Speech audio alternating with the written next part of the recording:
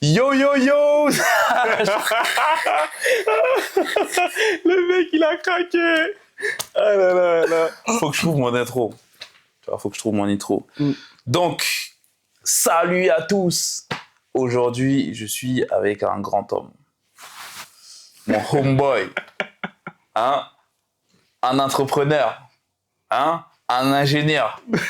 Hein? Un boxeur. Hein? Un homme intelligent. Oh là là là. Le mec, il me sauce. Hein? Mais surtout, un bosseur. Donc aujourd'hui, les gars, je suis avec un ami qui va nous parler de lui. On parlera de beaucoup de choses, de sport, de la vie d'entrepreneuriat, de la vie de salarié, hein, de la vie de beaucoup de choses, Ah, finalement. Donc c'est assez naturel, on parlera de toi, de moi, de tout ce que tu veux. Mhm. Et puis voilà, déjà, qui es-tu, monsieur? Et après, je parlerai d'un petit message d'un échange qu'on a eu avant que je vienne ici. Je trouve que c'est intéressant quand on parle. Et donc, qui es-tu déjà? Bonjour monsieur, vous êtes qui? Présentez-vous, comment un entretien? Ok. Du coup, bonjour, je m'appelle Jason Dorcelus. Nelson ou Dédé pour les intimes. J'ai du coup 26 ans maintenant. Wow. Les années passent vite. Wow. Je me fais vieux. Ok. Ah voilà. Je viens de Guyane, un peu au-dessus du Brésil. Et j'ai des origines haïtiennes de ma mère et de mon père et tout ça. Et aujourd'hui, ça fait maintenant 6-7 ans à peu près que je suis en métropole. À la base, j'étais venu pour les études et ensuite, j'y suis resté pour travailler. Ok. Et du coup, voilà, hein, je suis là. Intéressant. Donc, pour la petite anecdote, j'ai envoyé un message à Dédé. Bon, Dédé, vous n'avez pas le droit, c'est moi.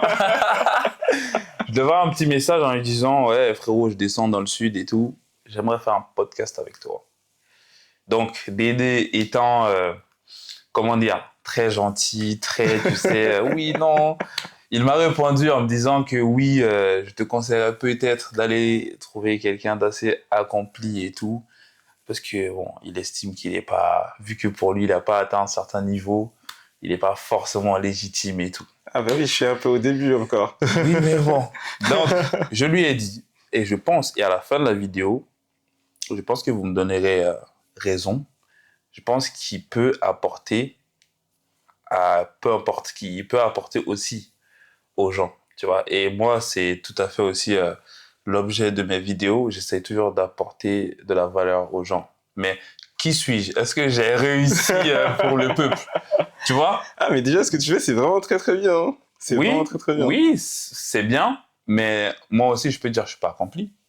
Je comprends. Je peux le dire aussi. Donc, je l'ai dit, je l'ai fait un pavé, hein, les gars. Je suis rentré en mode, le mec, il doit motiver et tout ça. Donc, je suis rentré, et c'est même pas pour juste le motiver, entre guillemets, pour l'avoir dans ma vidéo. Non. C'est surtout aussi que je pense que on ne s'enrichit que des autres. Donc, je pense qu'il a beaucoup à apporter parce que, mine de rien, il n'est pas dans la moyenne en France. Ah, monsieur, on va parler de tout ça aussi. Donc, ok. Donc, voici pourquoi je l'ai invité. Parce que je pense qu'il peut vous apporter. Donc, il peut m'apporter aussi, évidemment. Donc, voilà. Dédé, pour la petite anecdote. Maintenant, il a déjà dit d'où il vient. On va parler maintenant de ton petit parcours. Je veux savoir, donc, où est-ce que tu as grandi, comment est-ce que tu as grandi, dans quelles conditions, etc. Comment était ton enfance, hein, parce qu'ici, on parle de tout. On va dans tous les sens. On va parler de business, mais bon, on s'intéresse surtout, en premier lieu, à l'humain. Ok. Donc, explique-nous ton enfance. Du coup, je suis né à Kourou, précisément, en Guyane. Au début, j'ai principalement vécu avec ma mère. Okay. Ensuite, mon père nous a rejoints et il a fait ses affaires. Parce qu'il était en Haïti. Il était en Haïti, c'est ça. Ok. Ensuite, du coup, il nous a rejoints et après, il est parti sur Paris et tout. Ok. T'avais quel âge quand il est parti sur Paris? Je devais avoir 13-14 ans, un truc comme ça. Ok. Du coup, voilà. J'ai fait collège, lycée. Au lycée, j'ai fait j'ai fait la classe scientifique. Donc, Mais je crois t'as que un bac sciences. c'est ça, c'est ça. Mais je crois que le plus intéressant, en fait, c'est de savoir d'où j'ai commencé le développement. Ok. Parce que j'estime que j'ai vraiment eu beaucoup de chance pour le coup. Ok. Et En mais gros, déjà, t'étais quel genre d'élève? alors, je dirais que j'étais le genre de mec à se laisser un peu marcher dessus, je dirais. Ok. Puisque justement, l'anecdote, c'était que en sixième, j'ai eu la chance de tomber sur le bon prof de techno, en fait. Et pendant l'un des TP, c'était justement de faire un site internet. À la base, je te parle de ça, je devais avoir 12 ans, donc on devait être en 2013, un truc comme ça, ou 2011. Ok. Non, 2011, j'ai un an de plus que l'année. Du coup, 2011. Et là, on faisait des sites web, tu faisais du glisser-déposer, c'était des sites web carrés, Carré, tout ouais. moche, etc. C'était vraiment une dingue. Bien HTML. C'est ça, c'est ça. Ouais, ok. Et ce qui s'est passé, c'est que justement, le prof, il nous mettait en groupe, et bah, je me suis retrouvé à devoir faire le site tout seul, tu vois. Ok. Mais c'était assez intéressant parce que du coup, il y avait une petite sélection à la fin. Ceux qui réussissaient à faire un beau site, et ben, ils se faisaient mettre en ligne sur le même serveur que le site du collège. Ok. Du coup, franchement, c'était un bel exploit. J'ai réussi. Bravo. Et c'est comme ça que j'ai commencé à poser des questions sur qu'est-ce qui fait que la page a réagi de telle manière et tout ça. Et du coup, le prof, il m'a fait passer de l'autre côté, en fait, de la partie graphique. En gros, là où on commençait à rentrer dans le code et tout. Et c'était vraiment intéressant. Du coup, j'ai commencé à développer, j'avais 13 ans à peu près. Ok. Wow. Et je pense que c'est là où ça m'a rendu encore plus casanier, c'est-à-dire que je sortais plus de chez moi. T'as trouvé ta petite passion. Exactement. J'étais tout le temps bloqué sur l'ordinateur chez moi. Mais c'était assez bien, parce que mes premiers amis, du coup, je les ai eus sur Minecraft, Wow. Ok. en jouant à des jeux vidéo. Ensuite, j'ai commencé à avoir des potes un peu plus au lycée et tout ça. Mes meilleurs potes, je les ai eus au lycée. Et du coup, voilà. Hein. T'es toujours en contact avec Oui, oui, oui. Très bien. Mhm. Et donc, après ça, t'es venu en métropole C'est ça, quand t'as eu ton bac. c'est ça, c'est ça. Et t'avais donc 18 ans? 17 ans, quasiment 18 ans, oui. Ok. Mhm. Et t'es venu directement à Nice? Oui. Alors, même Nice, c'est de la chance, mec. Ok. Parce que en gros, faut savoir que il y avait, c'était pas encore Parcoursup, c'était APB avant. Ok. En gros, c'était un système où tu devais faire ton dossier en ligne, l'uploader et ensuite tu devais faire tes vœux. Je sais pas comment le nouveau système il est fait, mais en gros, tu avais 25 vœux, un truc comme ça. Ok. Et moi, j'en ai fait que 11. Nice, c'était le 11e. Je te dis, allez, bon, on va Nice C'est ça. pour la route. C'est ça. Mais le pire, c'est qu'à la base, j'ai mis mes 10 premiers vœux, c'était que des DUT MMI, métier du multimédia et de l'Internet. Ok. Du coup, je me serais retrouvé à faire de la vidéo, du montage et des sites vitrines, en fait. Et ce qui s'est passé, c'est que ils m'ont mis en attente Mhm. et je me suis fait prendre un DUT informatique. Alors que le DUT informatique, c'est plus dur que le DUT MMI. Franchement, moi, je pense que Dieu est dans cette histoire. Ouais, bien sûr, bien sûr. Est-ce que c'était volontaire pour toi d'éviter le DUT informatique? Non, parce que en fait, quand je pense que je veux faire un truc, je suis vraiment bloqué dedans. Et à l'époque, je pensais vraiment que le DUT MMI, c'était le truc que je voulais faire, tu vois. Et le truc, c'est que quand j'ai vu que je m'étais fait mettre en attente, puisqu'il y a vraiment beaucoup de gens qui demandent le DUT MMI, Mhm. et ben, je me suis renseigné au DUT informatique, là où je m'étais fait accepter tout de suite. Et quand j'ai vu la dinguerie que c'était en allant sur le site de Unis, justement, Ouais. je me suis dit, non, en fait, il faut accepter ce vœu maintenant, en fait, tu vois. Je t'ai dit, je veux pas aller, C'est je veux ça. pas faire ça. Exactement. Et du coup, j'ai pris le DUT informatique et je me suis retrouvé à Nice. Hein. Parce que t'avais pas le choix, du coup. Si, il suffisait juste d'attendre. Ok. En gros, si j'attendais et que je y avait m'étais de fait la prendre... place, ouais. Voilà, exactement. Donc, t'es venu à Nice. C'est ça, c'est ça. En 2017, du coup? C'est ça, c'est ça. 2017, t'as débarqué à Nice. Ok, très bien. Et quelle a été ta première impression? Parce que moi aussi, je suis venu en 2017. Mhm. Moi, je venais directement du Mali. Uh-huh. J'ai les miennes. Mhm. Mais toi, ça a été quoi ta première impression en métropole et aussi surtout à Nice? Ok, alors la première chose, c'est que je suis passé d'une ville où il y avait 10 000 habitants à une ville où on est 300 000. Ouais. C'était... Alors, j'avais peur de prendre le bus parce que j'avais l'impression que je savais pas où ça allait me lâcher. J'étais en mode, est-ce que je vais pouvoir rentrer chez moi si ça me lâche trop loin? Ah là là. Et après, il y a eu quoi? Je crois que la première phase, c'était vraiment en mode, j'ai cru que j'étais en train de dormir en Guyane et que j'allais me réveiller, tu vois. Ah ouais. Le gars, il voulait pas quitter chez lui. C'est vraiment un truc de fou. Et après, il y a eu une vraie phase de down parce que déjà, ma sœur, elle m'a lâché du coup dans mon 9 mètres carrés. Elle habite à Toulon, frère. J'ai passé une semaine chez elle et elle est arrivée. Voilà, c'est là que t'habites. Au revoir. Ah, donc, parce que quand t'es arrivé, t'as fait une semaine chez elle, C'est ça, à c'est Toulon. ça. Tu te dis, ah ouais, ici, c'est pas mal. Mais En vrai. c'est pas mal, Le c'est pas mal. métropole, c'est pas mal, j'aime bien. Mais oui. Et donc, quand on est venu te lâcher à Nice, résidence universitaire, Résidence du coup, universitaire. 9 mètres carrés, C'est ça. je t'ai dit, wow, c'est quoi ça? C'est un vrai vibe, mec. C'est quoi ça? On a tous eu cette impression, même moi quand j'étais arrivé et tout. Bon, moi je suis venu du Mali, où t'as une grande chambre et tout. Tu vois que des grandes maisons. T'as jamais vu d'une chambre de 9 mètres carrés. C'est ça. Jamais. Et t'arrives, on te présente ça. Tu te dis, mais il y a un petit bout. Il y a des choses qui manquent. Il y a Mais oui. une pièce qui manque. Surtout que moi... Comment ça, la cuisine est partagée? Ouais, non. C'est dingue. Et ouais. Donc je comprends. Ah, là. Donc, t'es arrivé à Nice, t'as eu du mal à t'adapter? Au début, oui. Parce que c'est vraiment au niveau du transport. Si je devais marcher 1 heure pour aller où je devais aller, je marchais 1 heure, mec. Parce que le truc, c'est que le bus, je comprenais pas encore comment ça fonctionnait. Si tu vas à Kourou, il n'y a pas de bus, en fait. Tu peux aller partout à pied ou à vélo, tu vois. Ok. Et du coup, le fait de monter dans un bus, frère... tu rates ton arrêt, tu te retrouves un arrêt après, frère, c'est 20-30 minutes de marche. Ah là là, c'était incroyable. Ensuite, il y a eu la plage. Il faut savoir qu'en Guyane, la mer, elle est marron, frère. Elle est pas bleue.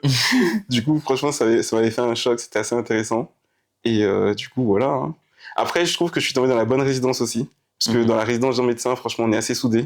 T'étais à Jean Médecin? Mais oui, j'étais à Jean Médecin, frère. Non. Et oui, mec. C'est dingue. Et oui. Waouh. Moi aussi, là. j'étais à Jean Médecin. Mais t'as fait tes 2 années Non, j'ai là? fait 1 année Ah, là. c'est pour ça. Et en gros, j'ai fait 1 an à Jean Médecin, ensuite je suis allé à Alvéole. Mais en gros, puisque les 9 mètres carrés, ça me rendait fou. Ouais. Du coup, je me suis dit que j'allais prendre un tout petit peu plus grand, quitte à galérer un peu, à aller chercher du taf pour payer le truc. Mais ouais, j'aimais bien Jean Médecin parce que même si on était vraiment beaucoup, on pouvait débarquer chez un pote et manger chez lui, tu vois. Ça, c'est vraiment une dingue. Il y avait cet esprit de famille un peu, tu vois. Et aussi, surtout, bon, exprès ou pas, mais ils mettaient beaucoup d'étrangers dans cette résidence. C'est vrai. À vous, les Niçois, les autorités niçoises, de nous dire si c'était fait exprès ou pas. Donc, on avait cette facilité-là de retrouver les personnes qui nous ressemblaient, qui venaient en France que pour les études, tu vois, et très souvent d'origine africaine. Donc, tu avais cette synergie qui se créait assez facilement. Et d'ailleurs, le confinement, nous, on était bien, nous. Ah bah oui. Honnêtement, bon, toi, t'y étais plus. Non. Mais nous, le confinement, c'était pas un confinement. Je te jure, c'est Yacine qui avait peur au début. Yacine avait peur au début. Il s'enfermait dans sa chambre et tout. Nous, on venait en toquait. Hey, sors d'ici. Il disait, ouais, on vous a pas dit de rester chez vous et tout ça. Ah, ça me fait Et le pire est que quand on a commencé à nous relâcher un peu, c'est lui le premier gars à attraper le Covid. Ah ouais? Ouais. Waouh. C'est lui le premier à l'attraper, alors que c'est nous, on respectait pas. Et donc, on était ensemble et tout, dans la résidence, on se voyait. Après, bon, on sortait pas forcément, donc il y avait moins de risques, en réalité. Et surtout, 9 mètres carrés, tu restes dedans tout seul, bah tu vas devenir fou. Et oui, et oui. Tu vas devenir fou. Donc, ouais, ok. Je savais pas, intéressant. Donc, est-ce que on peut dire qu'à ce moment-là, tu savais que tu étais passionné, enfin, je dis le mot, tu me diras, tu me corrigeras si tu n'es pas passionné, peut-être qu'il a une entreprise, tout ça, dans le développement et tout, peut-être qu'il n'était pas passionné, hein, tu me diras. Bon, moi, je pars du postulat que tu l'es. Est-ce que tu es passionné déjà? Oui, bien sûr. Tu es passionné. Et dis-toi que j'avais l'habitude de le dire en entretien, maintenant je le dis plus du tout, parce que j'ai l'impression qu'à chaque fois que tu le dis, tu te fais douiller en fait. Non, c'est vrai. Puisqu'en gros, mes entretiens, je les commençais toujours de la même manière, c'est je code pas pour l'argent en fait. Je suis passionné et je code en fait parce que j'aime ça, tu vois, dans un premier temps. Et je continue avec une phrase qu'il ne faut jamais dire en entretien. Dis-nous. Payez-moi ce que vous pouvez, en fait. Ah, Tant que ça me permet de vivre. Moi, ça me va. Franchement, faut pas dire ça. voilà. Après, Ah, on était débutant à ce moment-là. Mais oui. Ah, franchement, au début, tu fais tellement d'erreurs. Tu sais pas que tu peux négocier ton salaire, par exemple. Ça, c'est un truc que tu sais pas au début. Et franchement, ils en abusent. Mais ouais. Quel conseil, par exemple, tu pourrais donner pour mieux négocier son salaire? Ah, alors il faut se dire que, pour le coup, j'ai été des deux côtés. Du côté recruteur et du côté, celui qui cherche l'emploi et tout. Sachez que les recruteurs ont besoin de vous aussi. Ils sont désespérés parce que, en vrai, quand vous savez que vous êtes bon dans votre domaine, sachez que 90% des man qui se présentent sont nuls. C'est aussi simple que ça. Et juste être confiant, savoir ce que vous valez, en fait. Si vous savez que vous savez faire, sachez que l'entreprise a besoin de vous aussi, en fait. C'est juste ça. C'est fort. Du coup, Prenez des notes. Prenez des notes. C'est fort, non? C'est fort. Mais oui. Parce que justement, en fait, ils jouent un peu là-dessus. Ils se disent, on a une masse, ils pensent qu'ils sont en concurrence et tout ça.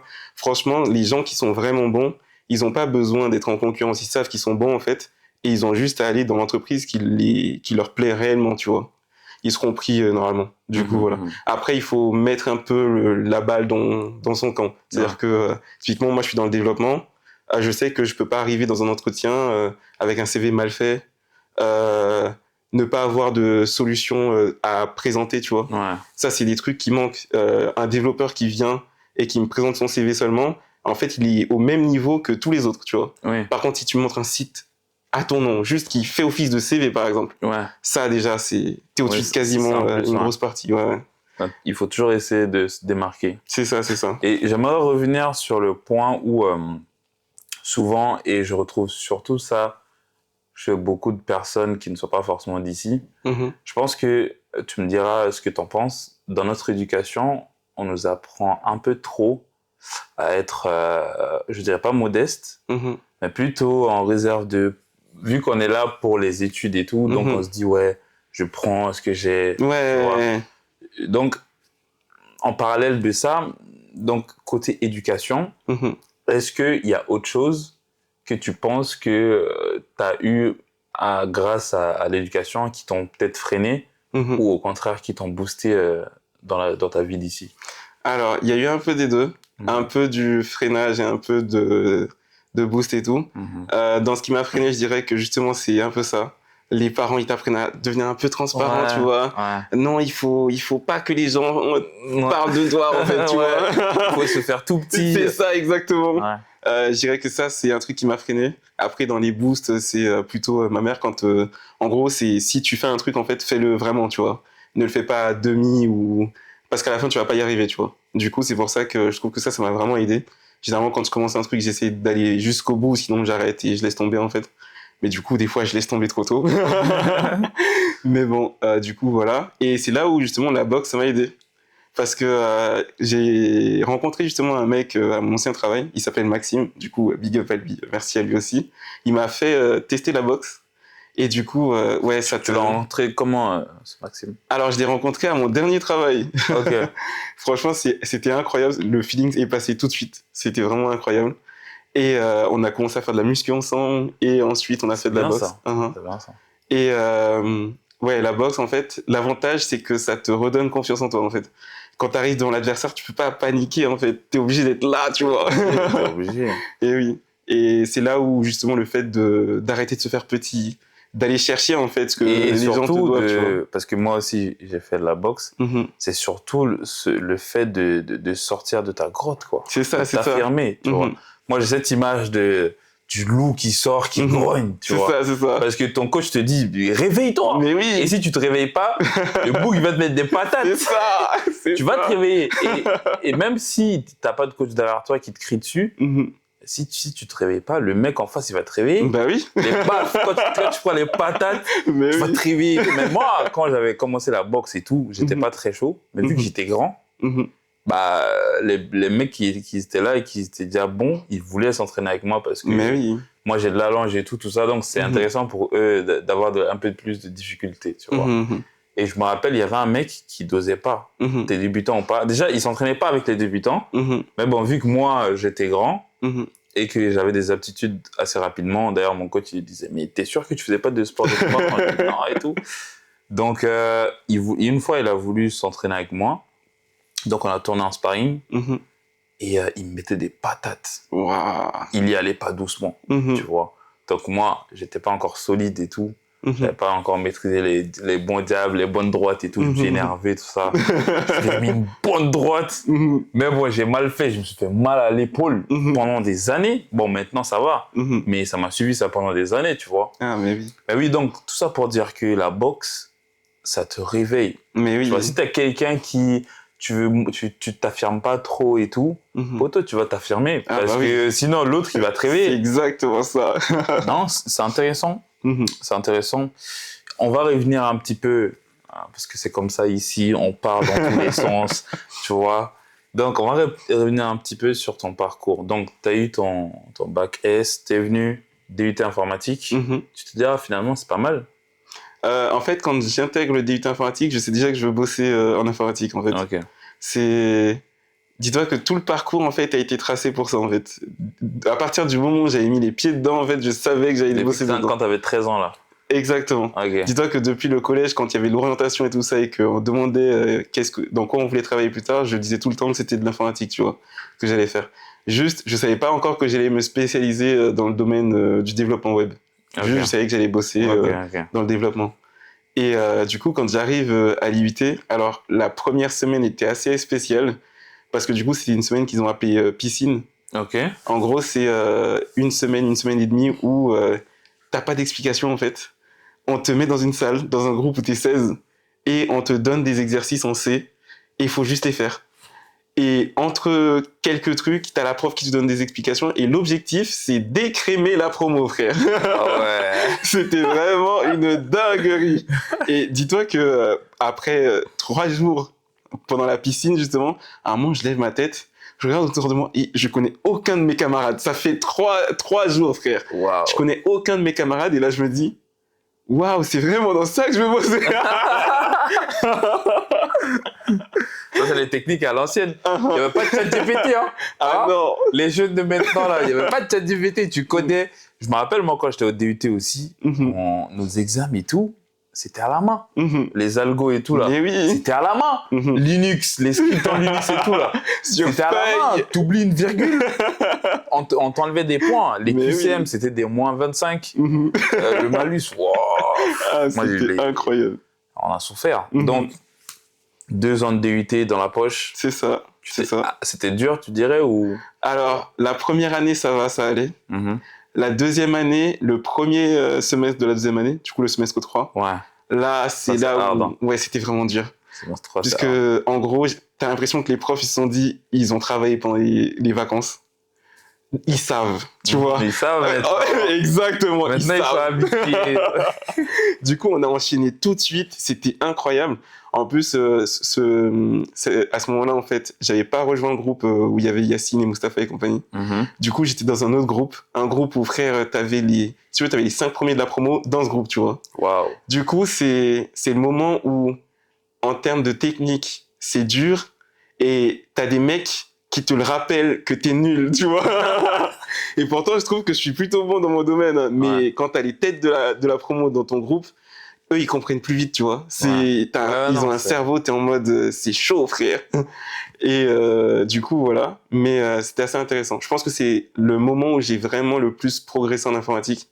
Parce que du coup, il y a un peu d'ego, en fait. T'es en mode, je peux pas me laisser dépasser ça, tu vois. Et du coup, dans la promo, t'étais à quel niveau de classement? Alors, la question. En gros, si tu veux, dans la partie informatique, en général, je devais avoir à peu près 16 de moyenne. Ok. Sauf que dans la partie générale, là, j'étais plus dans les 8-10 de moyenne. Ouais, ça te rabaissait ta moyenne. Exactement. Du coup, je prenais un peu une tôle par rapport à ça. Mais bon, c'était pas trop grave non plus.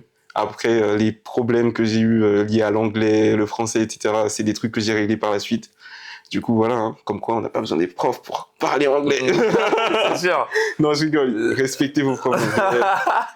Quand même. Mais bon, du coup, voilà. Mais bon, après, bon, mine de rien, c'est vrai, aujourd'hui, même à ce moment-là, Mhm. bon, à ce moment-là, c'était quand même un peu plus compliqué Mhm. qu'aujourd'hui. Tu Mhm. peux très bien apprendre à parler en anglais tout Oui. seul, tu vois. Aujourd'hui, il y a vraiment beaucoup En plus, d'applications. gratuitement, Mais t'as même oui. pas YouTube, Mhm. c'est rempli. C'est une bibliothèque ouverte à tous, C'est ça. gratuite. Hein, même là, vous êtes en train de prendre des informations. Mais oui, ok, intéressant. Et donc, après, tu as fait quelle licence informatique? Ensuite, j'ai fait une licence Professionnelle? professionnelle, Ouais. c'est ça. Spécialisée dans tout ce qui est système d'information et objets connectés. Ok. Et du coup, c'est là où j'ai su que je voulais me spécialiser dans le développement web. Parce que du coup, j'étais dans un mood où je voulais continuer le développement, mais je voulais pas rentrer dans un domaine précis qui me fermait, par exemple, dans de la mécanique ou des trucs comme ça. Je Oui. voulais vraiment avoir un domaine dans l'informatique qui me permette de bouger, peu importe le domaine, que ce soit le domaine médical ou le domaine du conseil, etc. En gros, pouvoir changer d'univers, on va dire, et ne pas rester bloqué dans un univers précis. Par exemple, imaginons que tu deviens ingénieur je sais pas, En robotique. en robotique, voilà. Bah, en fait, tu te retrouves avec des mecs qui font de la mécanique et vous parlez une autre langue. Ouais. Mais du coup, voilà, c'est pour ça. Ok. Et est-ce qu'à ce moment-là, ou peut-être avant, Mhm. tu as senti que tu voulais créer un truc à toi? Ah, alors, j'ai un pote à moi que je connais depuis Peut-être le un bon lycée. pote, hein. Franchement, je trouve que j'ai un bon entourage. J'ai un très bon C'est entourage. important. C'est très très important. J'ai un pote en fait qui, depuis le lycée, quand on lui demandait qu'est-ce qu'il voulait faire plus tard, Mhm. il sortait je veux devenir riche. Très vrai. Très vrai. Et comment expliquer ça? À chaque fois, ça faisait rigoler et tout, mais du coup, ça forçait à se dire, ok, comment on fait pour devenir riche, tu vois? Ouais. Et du coup, je commençais déjà à réfléchir à potentiellement créer une entreprise et faire des petits trucs comme ça et tout. D'autant Donc, plus que à ce moment-là, l'année de ta licence? non, ça c'était au lycée toujours. Ah ouais, waouh, ok. J'ai eu de la chance. Oui, si tu veux. Et le truc aussi qui faisait ça, c'était que quand j'étais au lycée, j'avais déjà quelques potes qui me demandaient de faire des sites internet pour eux, tu vois. Du coup, après, j'étais pas payé, mais déjà, je voyais déjà un petit peu le potentiel de, ok, je peux potentiellement trouver des gens, leur faire des sites web, tu vois, et potentiellement gagner de l'argent grâce à ça, tu vois.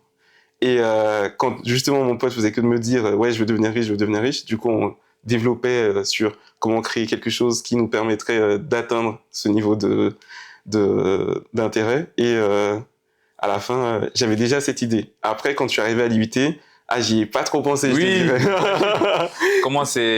Lutter, comment c'est hard quand même, Mhm. c'est intense. C'est ça. Tu t'en rends pas forcément compte. Mais c'est vrai que cet esprit de vouloir être indépendant, Mhm. après, bon, je pense surtout que c'était c'était des fantasmes. C'est ça. À ce moment-là, à l'IUT, moi aussi, j'étais en l'IUT réseau et télécom. Mhm. On a tous ce truc-là, oui, non, parce que c'est cool, c'est stylé de Mais pouvoir. oui. À ce Mhm. moment-là, tu t'en rends pas vraiment compte de ce que ça Mhm. représente, tu vois. Mhm.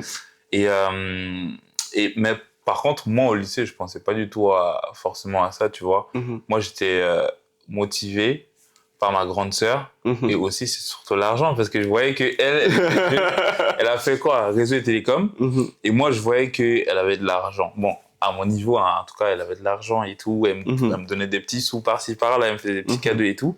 Donc, je me suis dit, mais elle a fait quoi comme étude? Je vais faire la même chose. Je fais la même chose. Copie, coller. Tu vois, donc, quand on me demande qu'est-ce que tu veux faire avec le bac, Mhm. réseau et télécom. Mhm. Tu sais que c'est vraiment comme ça que je suis allé en réseau et télécom. Ok. Et là-dedans, je me suis rendu compte que, en fait, je veux aller plutôt dans l'informatique. Mhm. Tu vois, parce qu'en l'IUT, c'est beaucoup de trucs en informatique aussi. Je comprends. Enfin bref, donc, monsieur est associé sur une entreprise C'est ça. avec une autre personne, donc, et Mhm. il a son autre truc, tu vois. Donc, déjà, quand est-ce que tout cela a commencé? Qu'est-ce qui a commencé en premier? Et donc, est-ce que c'est pendant ta période où tu travaillais en entreprise que tu t'es dit, ouais, il faut vraiment que je m'y mette dessus, ou tu avais déjà commencé à travailler sur ça pendant tes périodes de cours? Alors, franchement, j'ai regretté justement de ne pas l'avoir fait pendant les périodes de cours. D'autant plus que il y avait un de nos camarades justement qui avait commencé à lancer sa société. Il se faisait accompagner par une des profs et tout dans les démarches administratives et c'était trop intéressant. Et je sais pas pourquoi je me suis pas dit à ce moment-là faut se lancer. Je pense que j'étais trop concentré sur autre chose en fait. Et du coup oui, je l'ai pas fait pendant les études. Ce qui s'est passé, c'est que quand j'ai fini ma licence pro, je suis parti en fait sur Paris pour rejoindre une école à la base. Du coup, vous ne trouverez pas le nom de cette école. Nulle part. Nul. Non, parce que Ça s'est pas nul. bien passé du tout. Alors, dis-toi qu'il y a un truc qui s'est lancé il y a quelques années. C'est les écoles d'informatique qui te donnent des diplômes, mais c'est pas des diplômes, comment dire ça, c'est pas un diplôme d'ingé, c'est pas un master non plus.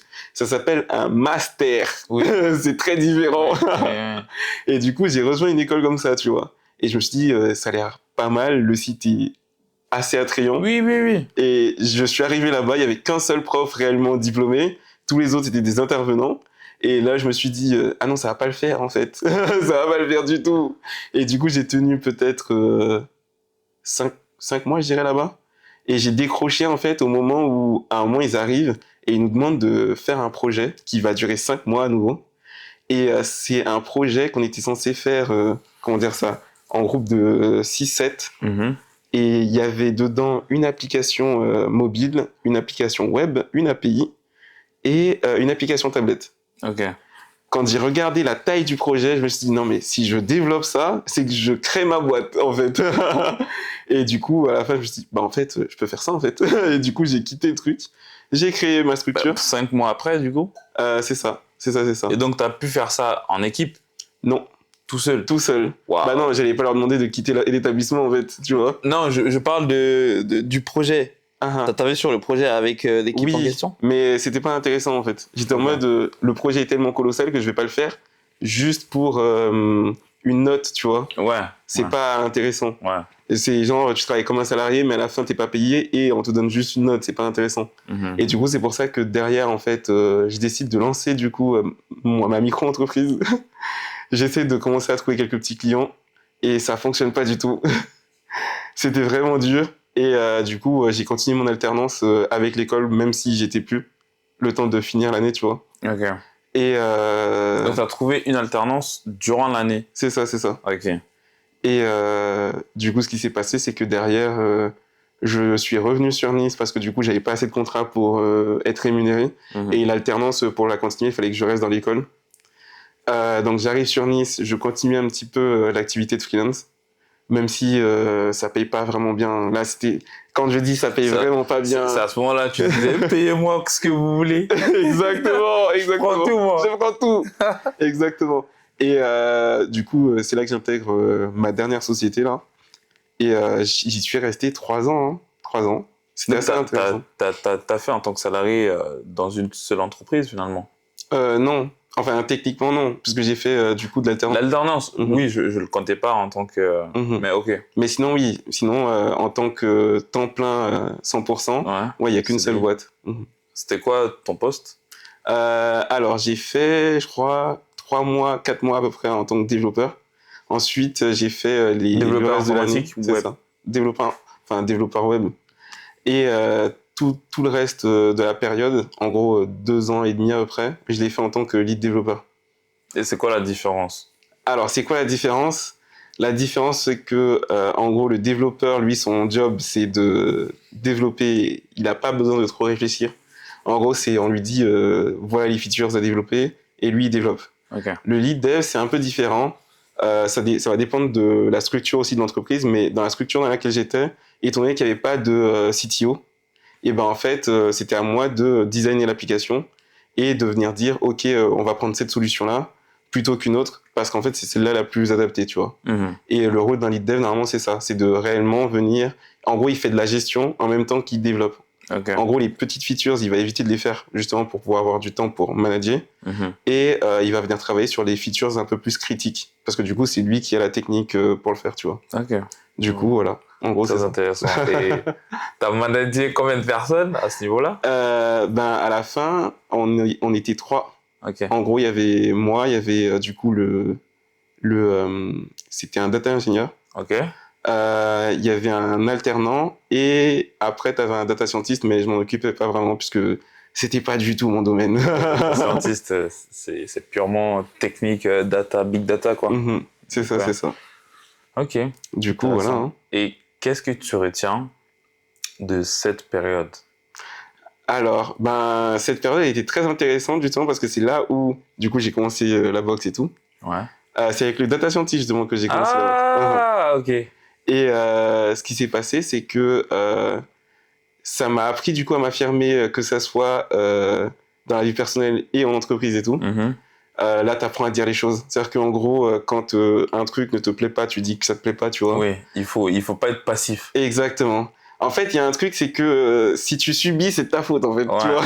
Ah, Enfin, je dis pas ça en mode il faut comment dire ça. Parce que on peut se faire tailler à cause des gens qui sont maltraités. Enfin, bon. oui, non, Mais- mais honnêtement, moi, je le dis personnellement, Mhm, je pense qu'il faut t'affirmer. Peu mhm. importe ton domaine, il faut qu'au bout d'un moment, il faut t'affirmer, sinon on va Mhm. te marcher sur les pieds, Mais oui. voire sur tout encore, tu vois. Mhm, Donc c'est important, je dirais, cette compétence, j'allais dire qualité, mais tout le monde n'a pas forcément cette qualité, tu vois. mhm.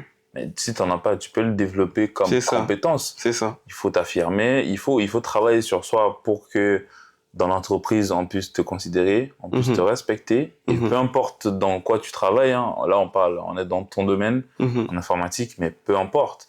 Je pense que il faut déjà que tu imposes le respect dans Mais certains oui, contextes. mais oui. Tu as des contextes où tu n'as pas besoin, les gens Mhm. te respectent, peu importe qui tu es. Mhm. Mais tu vas toujours trouver des personnes Oui. qui vont te voir que lui, il est gentil.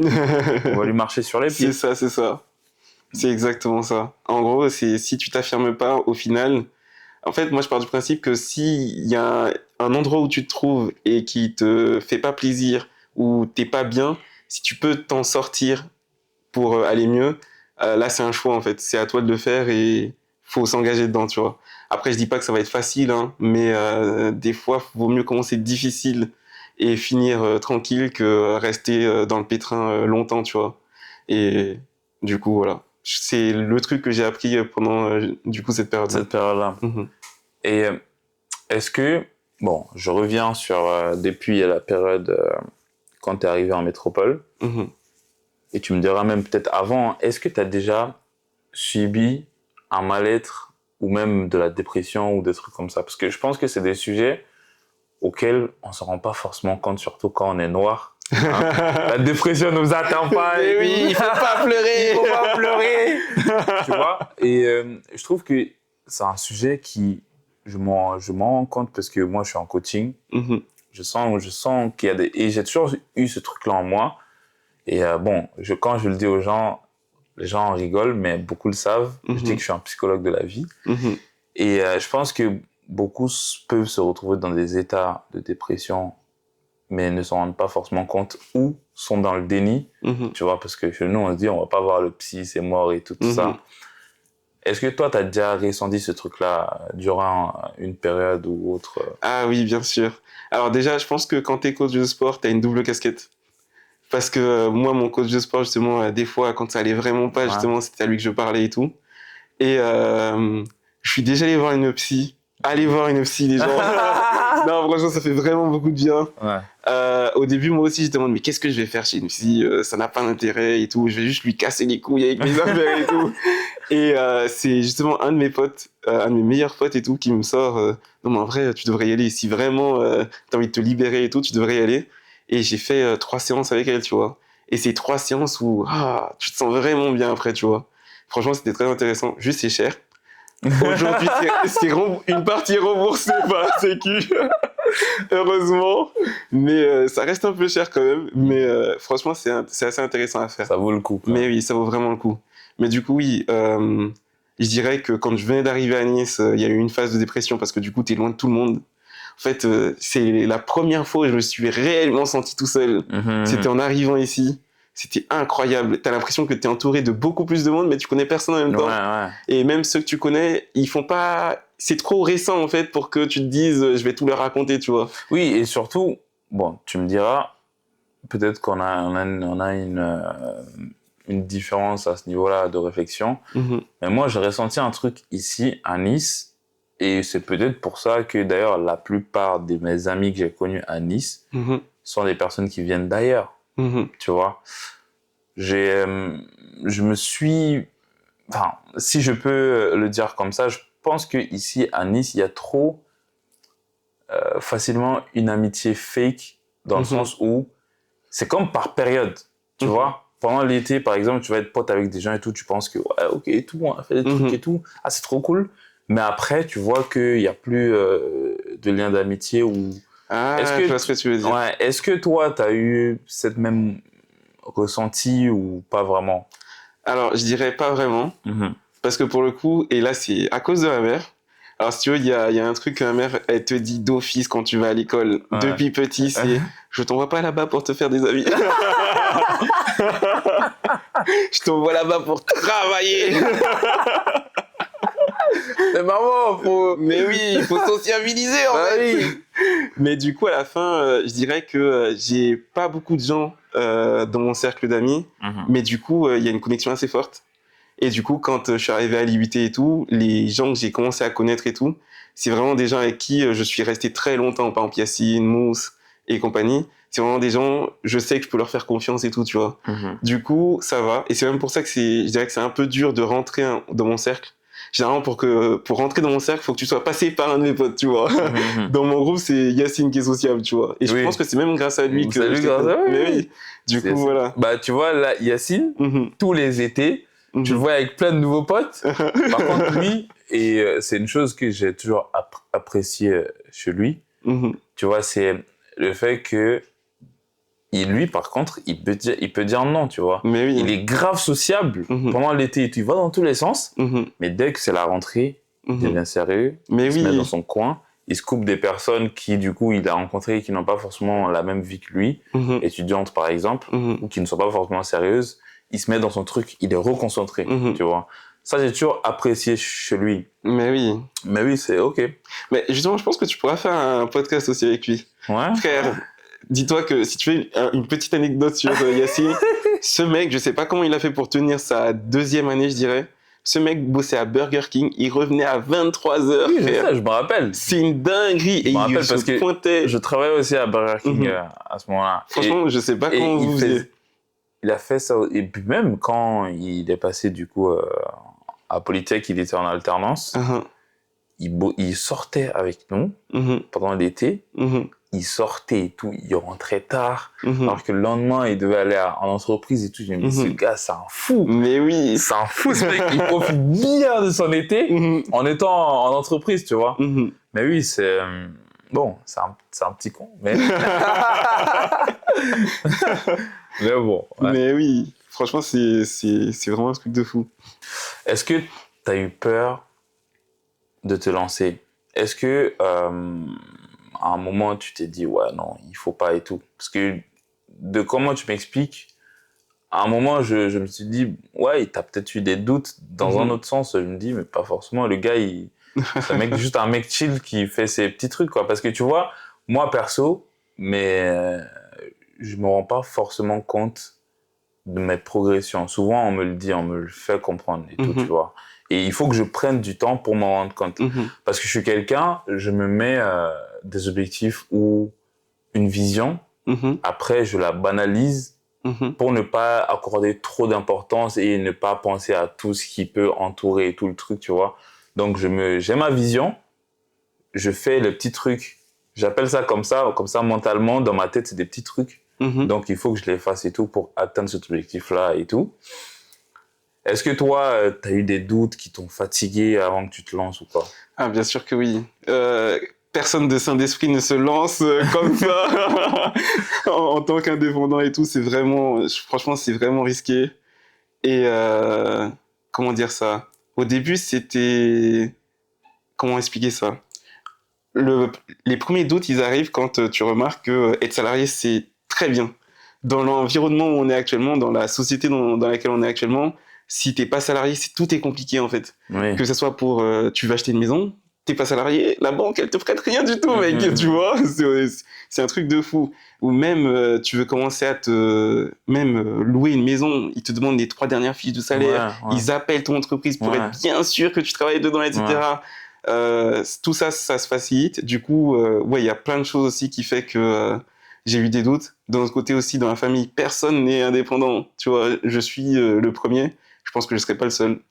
Je pense que mon petit frère, il arrive fort.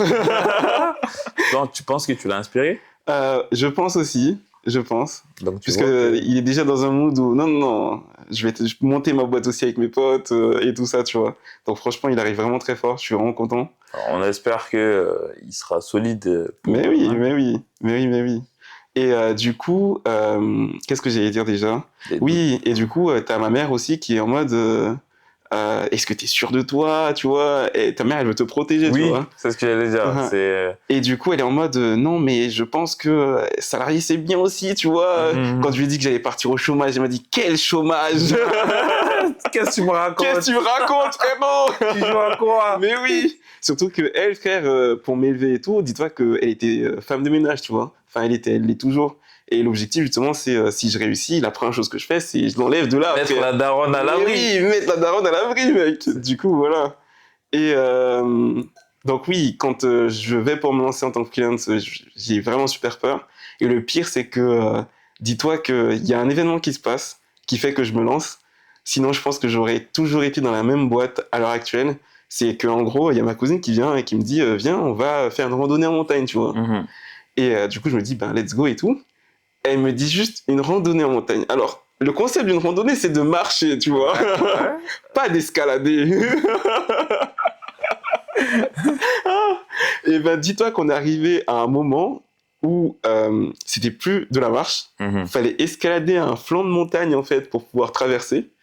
Et on était sur un petit chemin comme ça, en fait. Ah ouais. Et le truc, c'est qu'en réalité, c'était faisable. En réalité, si tu as l'habitude d'être en haute montagne, en gros, haute montagne, c'est au-dessus de 1000 mètres, à peu près. Ok, waouh. C'est vraiment, tu regardes le vide, il n'y a rien, mec. Ouais, non, tu vois.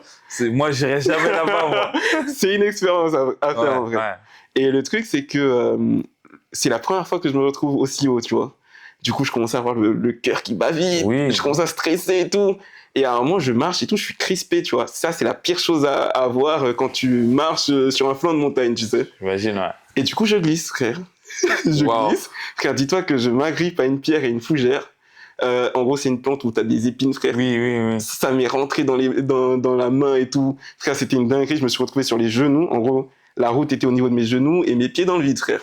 À la fin, j'étais en mode, si la fougère lâche, je suis plus là. Wow. J'avais un sac qui faisait peut-être 10 kilos et tout. Wow. Ça avait l'air pas lourd, mais ça fait au moins 3-4 heures qu'il est sur mon dos, tu vois. Donc, il commence à vraiment peser. Et là, je commence à me poser la question, est-ce que je jette mon sac dans le vide pour continuer à avancer plus léger ou est-ce que je continue à avancer avec ça, tu vois? Et là, il y a ma cousine qui me dit, prends ton temps, faut avancer, machin et tout.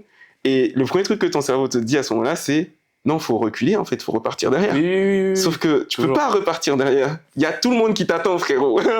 Et les gens, ils sont là en mode, frérot, si tu n'avances pas, nous aussi, on va commencer à paniquer et il y aura des gens qui vont tomber réellement, tu vois. Ouais. Du coup, là, t'es vraiment en mode, non, tu peux pas porter cette responsabilité, en fait, sur toi.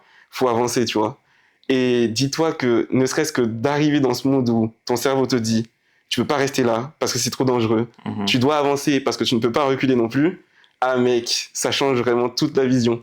Du coup, j'arrive au-dessus. Enfin, j'arrive à escalader des trucs avec l'aide de quelqu'un aussi qui était là et qui avait l'habitude. En gros, elle était en mode t'inquiète, respire, reste calme, etc. Et elle m'a guidé jusqu'en haut.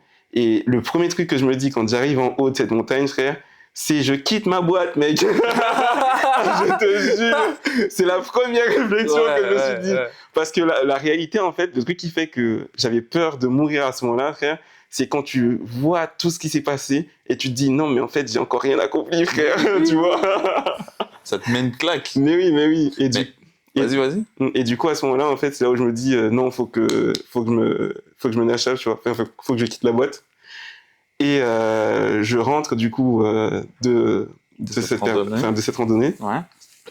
Et j'en parle à un de mes potes justement qui était dans la boîte aussi avec moi.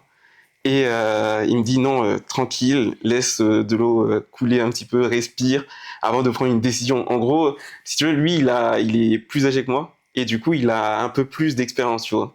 Du coup, il est en mode, ne va pas t'engager sur un truc où tu sais pas ce qu'il y a derrière, tu vois. Donc, prends ton temps, réfléchis un peu, et une fois que tu sais, tu verras comment t'agis, tu vois. Mhm.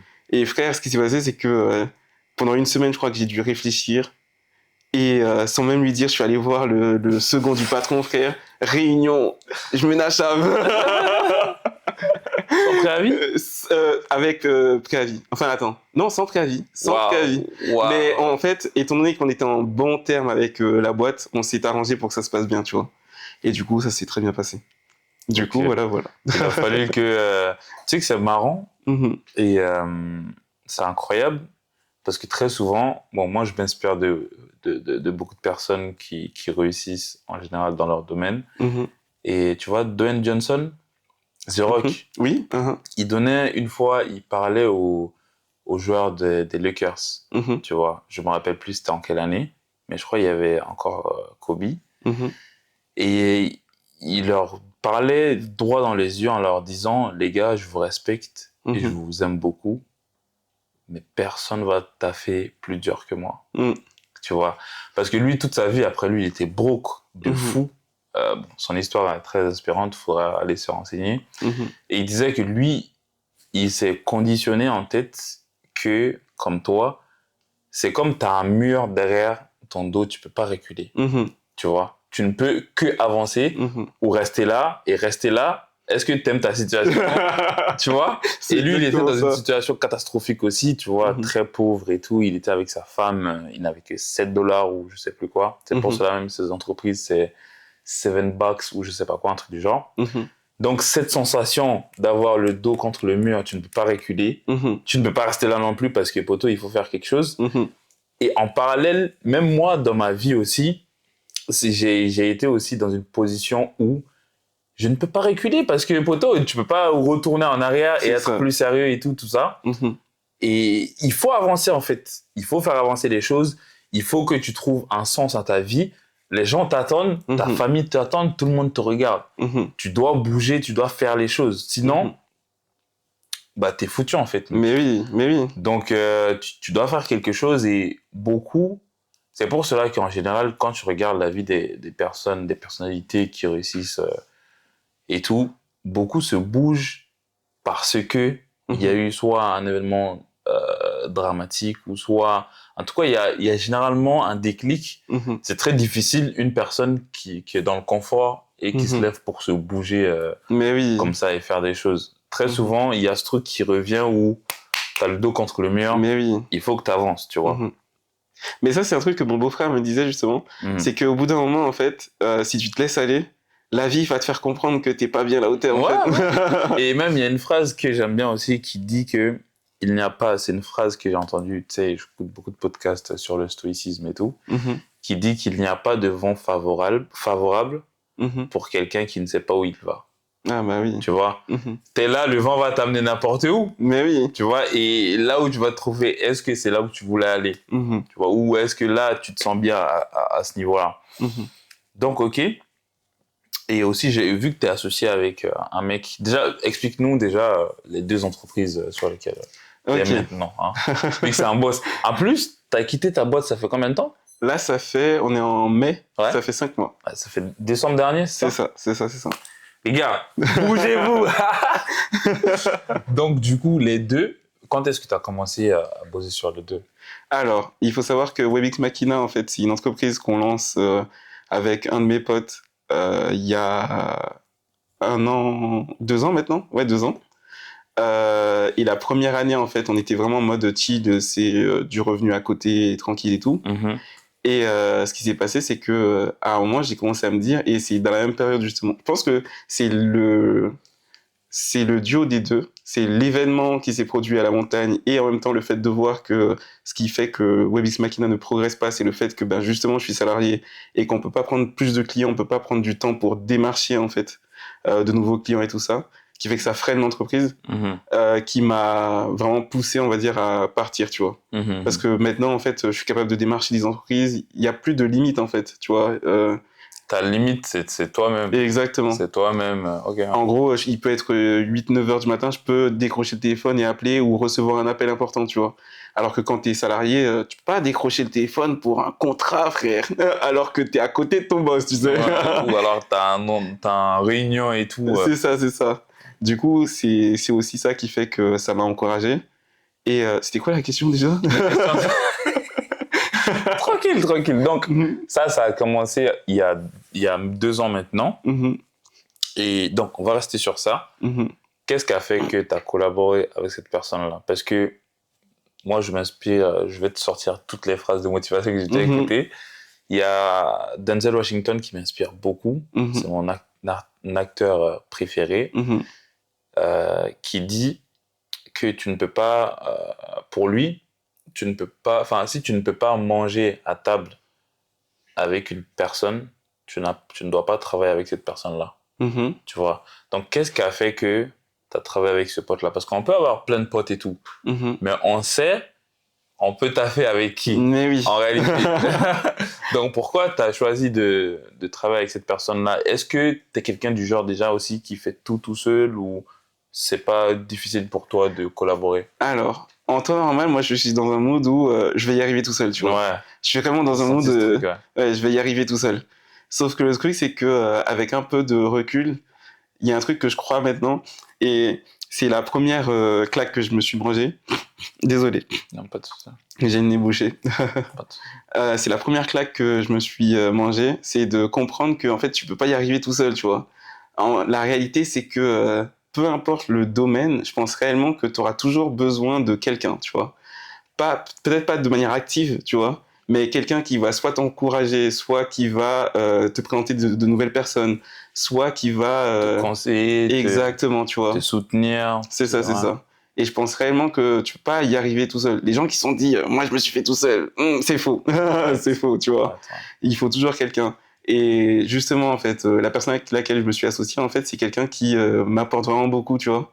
Que ça soit dans la manière de penser et tout, ou même de comment dire ça, même moi je suis vraiment tout feu tout flamme, tu vois. Quand je dois prendre une décision, c'est ah, j'y vais et je vois c'est quoi les conséquences, tu vois. Et lui justement il est un peu plus en mode non, tranquille tranquille, C'est bien. et oui, oui, du coup il me calme vraiment, tu vois. Et je pense qu'il faut prendre quelqu'un qui soit a plus d'expérience, soit quelqu'un qui est un peu opposé à soi, tu vois, Pour qu'il pour y ait un bon que équilibre. exactement, tu vois. Et après, je dirais que ça s'est fait plus ou moins tout seul, hein. J'ai déjà essayé de collaborer avec beaucoup de personnes, mais je dirais que c'est avec lui que ça s'est le mieux passé, tu vois. Ok, Du coup, voilà. ok, très bien. Mhm. Et donc, pour parler de cette entreprise, qu'est-ce que vous proposez maintenant? La Petit petite moment. parenthèse.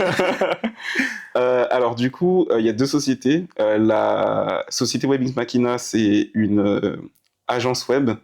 En gros, elle va venir développer des sites vitrines, faire tout ce qui est référencement SEO, marketing digital et compagnie.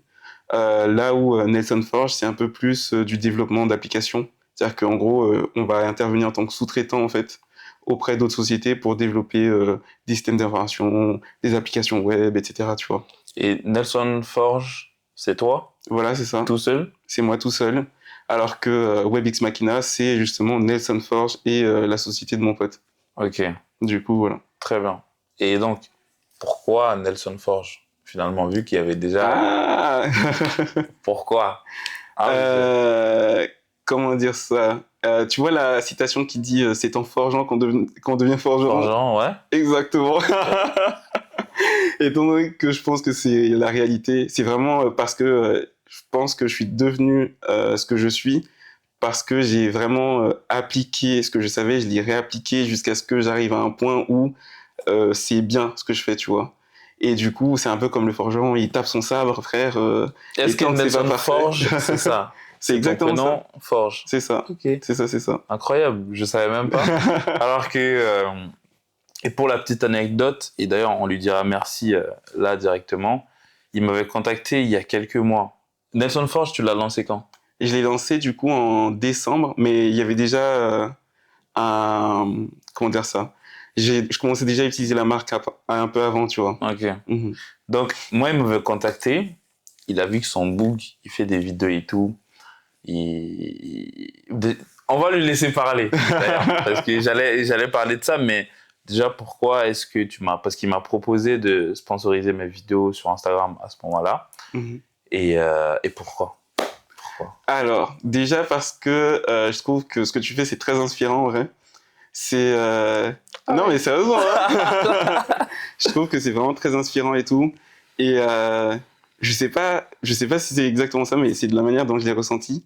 Il y a eu une phase où tu faisais des vidéos. Et c'était en mode... ça se voyait que c'était un peu pour t'amuser et tout. Et il y a eu une phase où t'es passé en mode... Nah, c'est sérieux là maintenant. J'ai mis une vitesse. Exactement. Mec, dis-toi qu'il y a eu un moment où à chaque fois que j'ouvrais Instagram, il y avait ta tête. Ouais. C'était le but. C'était incroyable. Et du coup, c'est là où je me suis dit, non, mais c'est avec ce genre de personne en fait que je veux travailler, tu vois. Et du coup, c'est pour ça que je me suis dit, ben, s'il y a quelqu'un qui doit représenter justement la marque, ben, c'est toi, tu vois. Waouh. Parce que justement, il y a le travail derrière, tu vois. Quel honneur. Mais oui. Quel honneur. Et c'est pour ça que je fais des vidéos, tu vois. Et souvent, quand je parle avec les gens, quand ils savent que je fais des vidéos sur les réseaux, ils vont tout de suite commencer à vouloir me donner des conseils. Ouais, mec, va sur TikTok. Ouais, non, parce qu'ils voient la facilité de TikTok, les vues, les trucs. Ça m'intéresse pas forcément, tu vois. Et j'ai envie de faire des vidéos.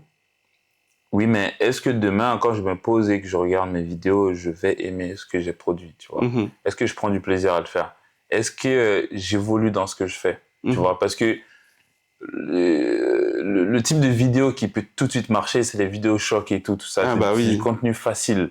Tu parles de n'importe quoi, tu fais de la provocation, les gens vont réagir, l'algo va le mettre en avant, tu vois?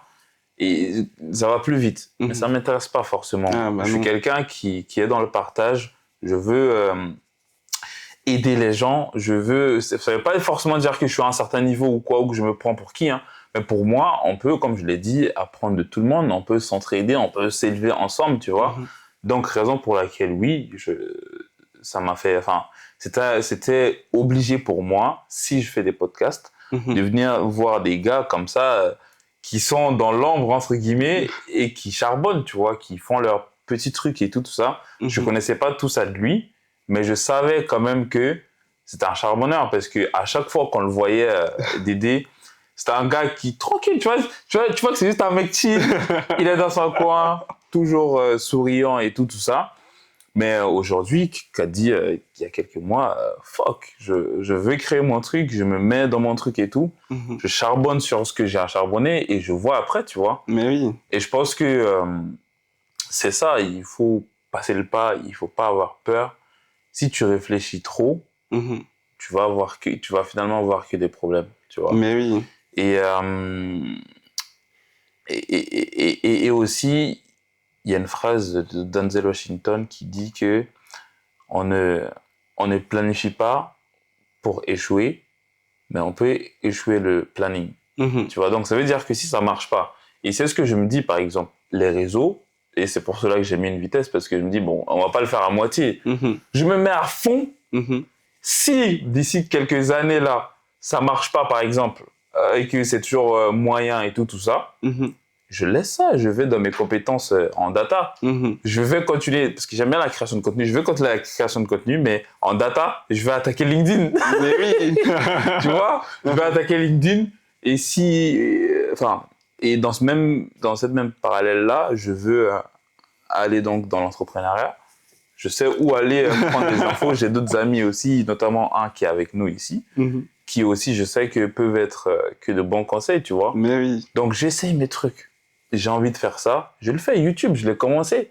Si je me pose à me dire, YouTube, j'ai un abonné. À partir de là, je me pose, ouais, mais comment est-ce que je vais faire pour avoir beaucoup plus d'abonnés? Si je réfléchis, parce que ça m'est arrivé de réfléchir, hein, je vais pas faire genre, ça m'est arrivé de réfléchir en mode, il faut que j'ai plus d'abonnés, comment je vais faire et tout pour avoir plus d'abonnés. Oui, mais t'es sur le résultat. Les abonnés, c'est sur le résultat. Ok, le résultat, c'est bien, mais le processus, c'est comment? Ah, mais oui. Est-ce que tu prends du plaisir? Est-ce que tu t'élèves? Parce que moi, c'est toujours dans cette recherche de m'élever, tu vois, de upgrade, tu vois. Mais si tu regardes que les vues, frérot, Mais oui, c'est normal. intéressant. Je vais pas donner de la valeur aux gens, quoi. Mhm. Et ça m'intéresse pas forcément. Bah, il y a une histoire que je te conseille de regarder, c'est l'histoire de iShowSpeed. Ok. Ouais. Je vois ce petit, mais je connais pas Elle est forcément trop intéressante. son histoire. En gros, si je devais la simplifier, je dirais que c'est un man qui a commencé chez sa mère. Il était vraiment... ouais, il vivait chez sa mère, en fait. Et ce qui s'est passé, franchement, c'est une histoire, au début, elle est triste. Hein, parce que ce qui se passe, c'est qu'il commence à faire des streams parce que c'est le confinement, etc., tu vois. Ouais. Et je sais pas si tu vois un peu son profil, c'est un Oui, peu le mec oui, foufou. je connais très bien ce gars. Ouais. Exactement. Et ben, dis-toi que c'est le mec, à minuit, il peut gueuler chez lui, tu vois. Sauf qu'il est chez sa mère. Et du coup, des fois, il y avait sa mère qui débarquait en stream, tu vois, et qui lui foutait la honte, frère. Elle lui foutait la hagra devant ses amis, frère. Et du coup, ce qui s'est passé, c'est que à un moment, sa mère, elle lui a dit... en fait, elle a vu une vidéo où il faisait un peu le con, tu vois. Et sa mère, elle lui a dit, non, mais tu nous fais honte, machin, etc., tu vois. Encore le mindset, faut être discret, faut pas que les gens parlent de toi, etc., tu vois. Et du coup, sa mère, à un moment, elle en a eu marre et elle lui a dit, non, c'est très simple, en fait. Il faut que c'est soit t'arrêtes le stream, en fait, soit tu te casses de chez moi, tu vois. Et dis-toi que je crois qu'au moment où elle lui dit ça, il dépasse les 600 000 abonnés ou un truc comme ça, tu vois. C'était un soir où il était censé fêter, tu vois. Et il se retrouve à être en peine parce que sa mère, elle lui dit, c'est soit t'arrêtes, soit tu dégages, tu vois. Ouais. Et il prend la décision d'aller chez son père. Du coup, il dit littéralement à sa mère, hein, non, mais en fait, je m'en vais. Je m'en vais. Et du coup, il part, il va habiter chez son père. Et son père est à fond avec lui. Il lui dit, non, mais vas-y, fais tes affaires, fais tes bails. Son père apparaît même dans les streams et il fait le con avec son fils, tu vois, pendant les streams. Ouais. Tel père, tel fils. Mais oui, et dis-toi que là où sa mère était en mode, non, mais tu fais n'importe quoi de ta vie, machin et tout, quand il s'est fait remettre son award, en fait, de stream. Bon, on avait été coupé. Ouais. Hein, problème technique, ça peut arriver. Hein. Donc, tu m'expliquais la vie de iShowSpeed. Après, il était chez son père, c'est ça? C'est ça. Donc, Du son coup, père se mettait avec lui. Ok, vas-y. c'est ça. Du coup, en gros, il a commencé à faire des vidéos. Son père suivait son délire, tu vois. Et quand il a eu sa récompense de streamer, parce qu'il a été élu, je crois, streamer de l'année ou un truc comme ça, et ben il avait invité sa mère. Ouais. Et j'ai vu la vidéo, je crois. Et au moment où il va chercher justement sa coupe et tout, sa mère elle est en train de crier That's my son, genre c'est mon fils, c'est mon fils. Et lui, genre il lui sourit même pas, il prend juste son truc et il va s'asseoir, frère. Et je pense qu'il sait en fait, il sait que genre c'est pas grâce à elle en fait qu'il est là où il en est. Et en vrai cette histoire elle est incroyable, mais en même temps elle est un peu triste, tu vois, à cause de ça. Ouais. Et par contre, je sais plus du tout pourquoi je te racontais ça en fait. Hein. C'est pas grave. C'est pas grave. Ici, on est là, on va dans tous les sens. Mais je trouve que justement son histoire, elle est assez inspirante. Elle est vraiment inspirante. Ouais, je peux comprendre. Après, dans un sens aussi, je peux comprendre la maman, tu vois. Oui. Parce que bon, elle est en train de dormir, elle est sûrement fatiguée parce qu'elle travaille tout à t'es là, tu cries pas. Surtout que elle. Leur génération, ils n'ont pas ces histoires de stream où je sais pas quoi, ils disent mais qu'est-ce qu'il me raconte, il est en train de jouer. Mais oui. Ah, il me casse la tête et tout. Tu vois, donc les mamans ou les parents en général, souvent peuvent être beaucoup dans sur la sécurité, etc. On les comprend. Et je pense que Speed aujourd'hui, enfin, il doit être assez, enfin, je pense, hein, parce que lui, mais bon, enfin bref, donc. Et si on revient maintenant à ton... J'aimerais bien savoir comment toi tu t'organises. C'est quoi la vie de Dédé? Sur une semaine type, comment tu t'organises et tout. Bon, il a arrêté de s'entraîner, les gars. Enfin, il fait que de la muscu. C'est ça. Et il s'entraîne quand même. Hein. Il fait de la muscu. Et pendant une période, il faisait de la boxe. Vous avez entendu sa life. Et imaginez comment un chef d'entreprise, parce que c'est quand même un chef d'entreprise, de 2 entreprises, les gars. Donc, c'est quoi votre excuse? Il s'entraîne en plus de tout ça. Bon, comment est-ce que tu fais pour t'organiser, pour faire tout ce que tu fais, en fait? Ok, alors, en fait, c'est un pote, justement, à moi, qui m'a expliqué un jour que Nicolas Sarkozy, l'un des présidents, quand il était président de la République, il prenait du temps, genre tous les jours, pour aller courir 30 minutes. À partir de là, je me suis dit, je peux pas ne pas faire un peu de sport, tu vois. Ok. Mais par contre, tu verras que dans la réalité, en vrai, je tourne plus aux alentours des 1 séance de sport par semaine qu'autre chose à l'heure actuelle. C'est déjà ça. Puisque... C'est critiquable. T'es en face, t'es avec un coach, c'est critiquable. Mais bon, mais il y en a qui font pas du tout. Mais en gros, si tu veux, le délire, c'est que... alors, il faut du temps quand même pour prendre le rythme. Comment dire ça? Tu peux très vite perdre le nord, en fait, quand tu passes indépendant. Parce que t'as plus personne pour te courir après, il faut te lever à 7h. T'as plus de patron, en fait, pour te dire comment ça se fait que t'es pas là à 9h, tu vois. Du coup, tu peux vite te laisser aller et te dire, ok, je vais me lever à midi, ok, je vais me lever à 4h ou des trucs comme ça, tu vois. Du coup, je pense que le premier pas, c'est de commencer à prendre le rythme et tout ça. C'est vraiment dur à faire au début. Tu te laisses très vite aller. Mais une fois que tu as pris les rythmes, ben, en réalité, généralement, tu vas te recalquer à une semaine normale de travail, tu vois. Tu vas essayer de te lever à 9h, tu vas travailler, etc. Après, l'avantage quand tu es indépendant, c'est que quand t'as pas envie de faire quelque chose, tu peux repousser un peu, tu vois. Tu peux te dire, je vais pas travailler ce matin, je vais travailler cet après-midi. Il faut quand même le faire. Faut quand même le faire. Faut être rigoureux. Exactement. En fait, et c'est là où la grosse différence est quand tu es indépendant par rapport à quand tu es salarié, c'est que quand tu es salarié, tu peux te permettre de laisser passer une matinée, tu vois. Alors que quand tu es... Enfin, tu peux te laisser passer une matinée et te dire, c'est pas grave, même si je suis un peu en retard, c'est pas grave, tu vois. Alors que typiquement, là, en fait, on vient de livrer un site pour un restaurant. Le site, il devait être livré le vendredi. Le site, il doit être livré le vendredi. Tu vois ce que je veux dire? Sinon, le mec, il te prend plus de la même manière. Enfin, pour lui, t'es pas sérieux, tu vois. Tu peux pas te permettre d'être en retard. Le mec, il te paye directement pour ça, tu vois. Et tu l'as livré aujourd'hui? Non, je l'ai livré. Je l'ai livré samedi après-midi. On a eu un tout petit peu de retard et c'était pas de notre faute. Du coup, ça va. Okay. Mais du coup, voilà. La réalité, c'est que un client sera un peu plus exigeant qu'un patron, en fait. Parce que il prend pas un salarié pour faire le truc, justement parce qu'il a besoin que ça soit fait rapidement et que ça soit fait bien, tu vois. Ouais, et comme il veut, ouais. C'est ça. Du coup, voilà. Ok. Donc, tu t'organises un peu comment, je vais rentrer plus en détail, dans tes tâches. Est-ce que tu es quelqu'un qui planifie toute sa semaine? Parce que moi, je m'intéresse beaucoup à ça parce que je trouve que plus on est organisé, plus on est efficace. Tu vois? Oui. Toi, comment est-ce que tu t'organises? Alors, je suis encore dans la période de structuration, pour te dire.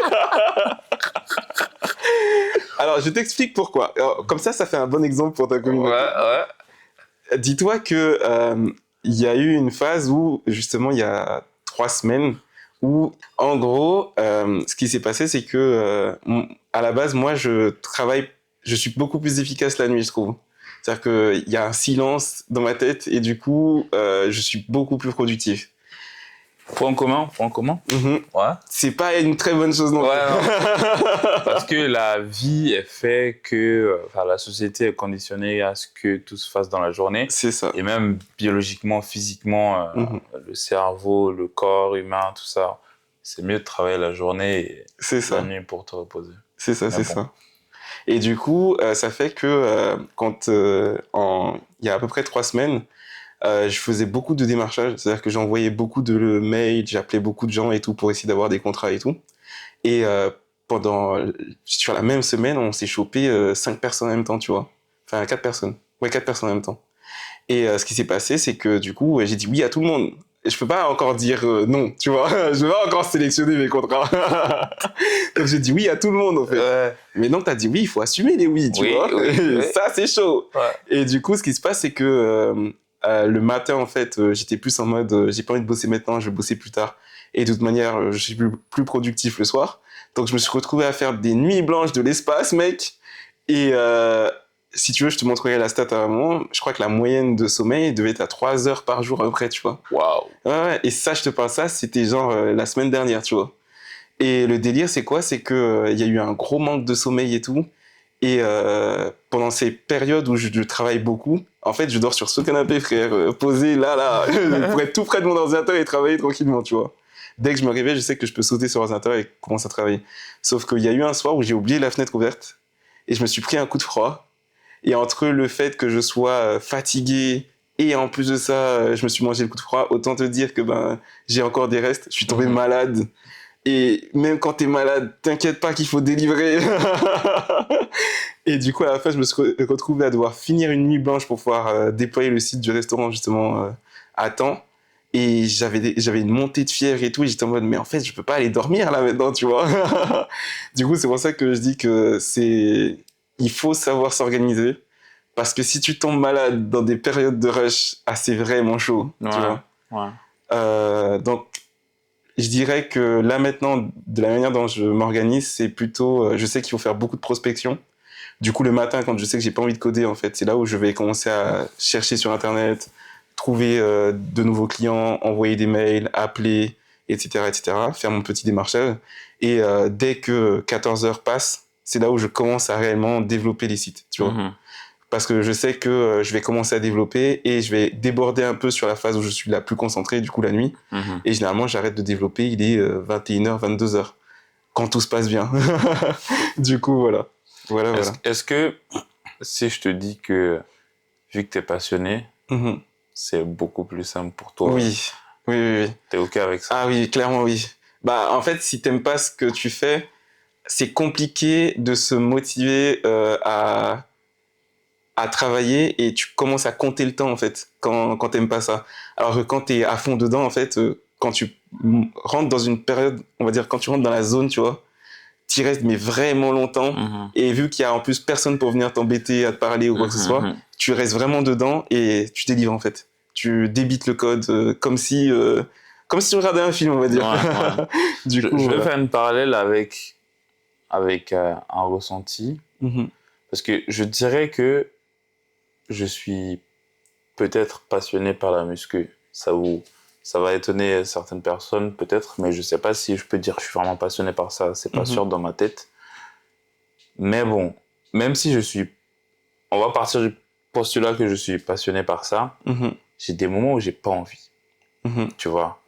Et je pense que beaucoup de personnes trouvent souvent des excuses en disant que oui, toi c'est simple et tout, t'es passionné.